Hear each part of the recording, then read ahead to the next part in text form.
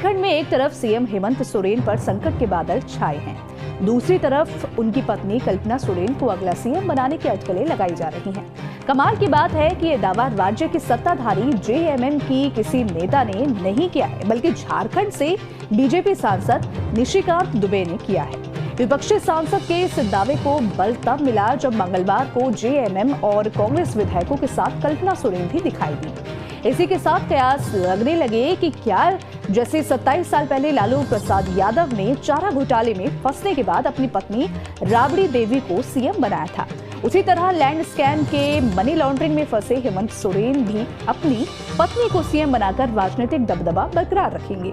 कल्पना सोरेन की बात करें तो वो ओडिशा की मयूरभंज के एक बिजनेसमैन फैमिली में आती है और उनकी मां एक गृहिणी है। कल्पना सोरेन का जन्म 1976 में रांची में हुआ था। उन्होंने एक प्राइवेट स्कूल में पढ़ाई की है और रांची के एक सरकारी कॉलेज से ग्रेजुएशन किया है। 7 फरवरी 2006 को हेमंत सोरेन से उनकी शादी हुई।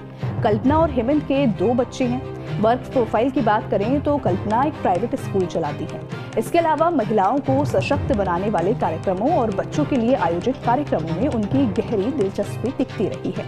उन्हें इस तरह के कार्यक्रमों में अक्सर देखा जाता है, लेकिन सार्वजनिक मंचों पर वो कम दिखाई देती है। आपको यहाँ बता दें कि ऐसा पहली बार नहीं है जब कल्पना का नाम खबरों में आ रहा होगा। इससे पहले कल्पना सोरेन का नाम उस वक्त चर्चा में आया था जब झारखंड के पूर्व सीएम और बीजेपी नेता रघुवर दास ने उन पर आरोप लगाया था कि हेमंत सोरेन ने अपनी पत्नी के बिजनेस के लिए एक प्लॉट आवंटित करने के लिए अपनी अधिकारों का दुरुपयोग किया है। आपको यहाँ बता दें कि हेमंत सोरेन के पास उद्योग विभाग है और ये भी आरोप है कि कल्पना को औद्योगिक काम शुरू करने के लिए आदिवासियों के लिए बनाए गए प्लॉट पूल से 11 एकड़ जमीन आवंटित की गई। दावा तो यहाँ तक किया गया कि रांची के बरहे इंडस्ट्रियल पार्क में सोहराई प्राइवेट लिमिटेड को मीट प्रोसेसिंग यूनिट के लिए प्लॉट आवंटित किया गया था।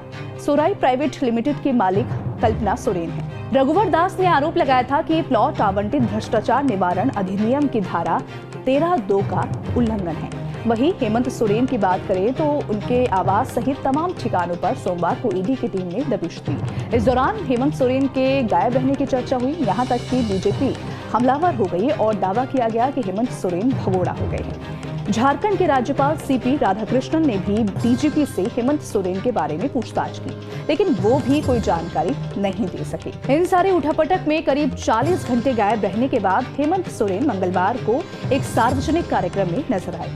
उन्होंने मीडिया के सवालों पर कहा कि मैं था, मैं हूं और मैं रहूंगा। वहीं 31 जनवरी को ईडी के अधिकारियों से मुलाकात करने की बात कही। हालांकि हेमंत सोरेन कुछ भी कहे, लेकिन जानकारों का दावा है कि उनके बचने की संभावना कम दिखाई दे रही है। ऐसे में कल्पना सोरेन ही उनका महत्वपूर्ण विकल्प हो सकती हैं और कुर्सी संभाल सकती हैं। फिलहाल झारखंड के हालातों पर पूरे देश की नजर बनी हुई है। इसको लेकर आप क्या सोचते हैं, आपकी क्या राय है, कमेंट सेक्शन में जरूर बताएं। वीडियो पसंद आए तो वीडियो को लाइक शेयर करना ना भूलें। धन्यवाद।